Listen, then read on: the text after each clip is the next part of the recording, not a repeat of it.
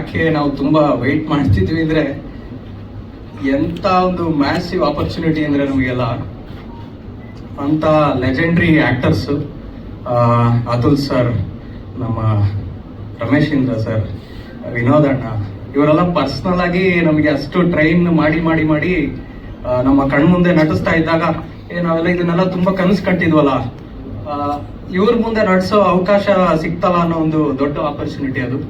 ಶ್ರೇಯಸ್ ಅವರಿಗೆ, ಚೈತನ್ಯ ಅವರಿಗೆ ನನ್ನ ಪ್ರೀತಿಪೂರ್ವಕ ನಮಸ್ಕಾರ.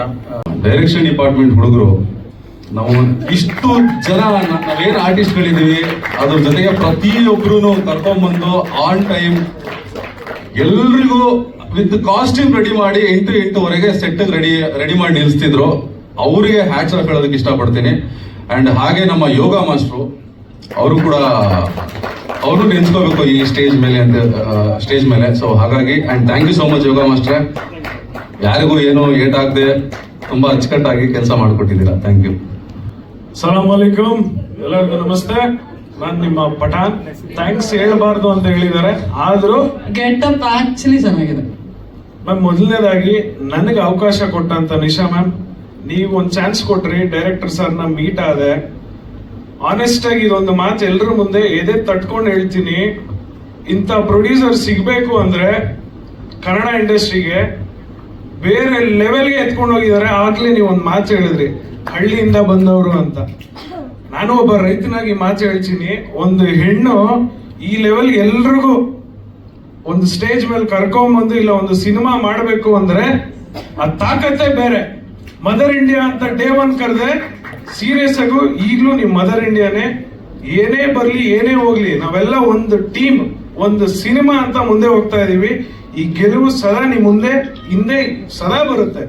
ಅಂಡ್ ನಮ್ ಡೈರೆಕ್ಟರ್ ಸರ್ ಬಗ್ಗೆ ಒಂದೇ ಒಂದು ಮಾತು ಹೇಳ್ಬಿಡ್ತೀನಿ, ಆನೆಸ್ಟ್ಲಿ ಅವ್ರು ಯಾವತ್ತು ಆ 2 ಕೊಂಬಿರೋ ಡೈರೆಕ್ಟರ್ ತರ ನೋಡ್ಲೇ ಇಲ್ಲ. He was so freedom. ನಮ್ಗೆ ಎಷ್ಟು ಫ್ರೀಡಮ್ ಕೊಟ್ಟಿದ್ದಾರೆ ಅಂದ್ರೆ ಇವರಿಬ್ಬರೇ ಸಾಕ್ಷಿ ಅದಕ್ಕೆ. ಇವ್ರು ಮಲಗೆದ್ದು ಬರ್ಲಿ ಏನೇ ಮಾಡ್ಲಿ ಸಾರ್ ಅಕ್ಸೆಪ್ಟ್ ಮಾಡ್ಕೊಂಡು ಅಷ್ಟು ಚೆನ್ನಾಗಿ ಆಕ್ಟ್ ಮಾಡ್ತಾ ಇದೀವಿ. ಆದ್ರೆ ಸಾರ್ ಅಷ್ಟು ನಮ್ಗೆ ಫ್ರೀಡಮ್ ಕೊಟ್ಟು ಅಷ್ಟು ಚೆನ್ನಾಗಿ ನಮ್ಮ ಒಳಗಡೆ ಇರುವಂತ ನಟನೆನ ಆಚೆ ತಂದು ಹಾಕಿದೀರಾ ಸರ್. ಹ್ಯಾಟ್ಸ್ ಆಫ್ ನಿಮ್ಗೆ. ಎಲ್ಲ ನಮ್ ಕೊಲೀಗ್ಸ್, ಕೋ ಸ್ಟಾರ್ಸ್ ಅಷ್ಟು ಚೆನ್ನಾಗಿ ನಮ್ ಜೊತೆ ಆಕ್ಟ್ ಮಾಡಿದೀರಾ. Thank you so much Pathan ಕಡೆಯಿಂದ ಹಾಗೂ ನಮ್ಮಿಬ್ರು ತರ್ಲೆ ಕಡೆಯಿಂದ. God kiss you sir. ಇದೇ ನಾನು ಲಾಸ್ಟ್ ಆಬ್ಸೆಂಟ್ ಆಗಿದ್ದೆ. ಈ ಕತೆ ನಿಮ್ಗೆ ಹೀರೋಯಿನ್ ಇವ್ರು ಏನೋ ಬ್ಯಾಲೆನ್ಸ್ ಮಾಡ್ಬಿಟ್ಟಿದ್ದಾರೆ. ಅದು ನೆಕ್ಸ್ಟ್ ಇವೆಂಟ್ ಅಲ್ಲಿ ನಾನು ಅದು ನಿಜ ಹೇಳ್ತೀನಿ.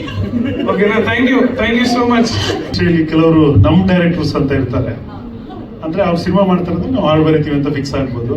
ಅದರಲ್ಲಿ ಮೊದಲ ಸಾಲಲ್ಲಿ ಚೈತನ್ಯ ಸರ್ ಇರ್ತಾರೆ.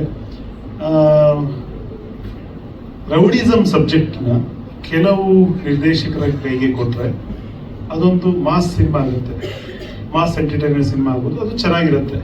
ಬಟ್ ಚೈತನ್ಯ ಸರ್ ತರದವ್ರ ಕೈ ಕೊಟ್ರೆ ಅದೊಂದು ಕಳ್ಳಿ ಸಿನಿಮಾ ಆಗುತ್ತೆ. ಅದಕ್ಕೆ ಸಾಕ್ಷಿ ಆ ದಿನಗಳು ಆಲ್ರೆಡಿ.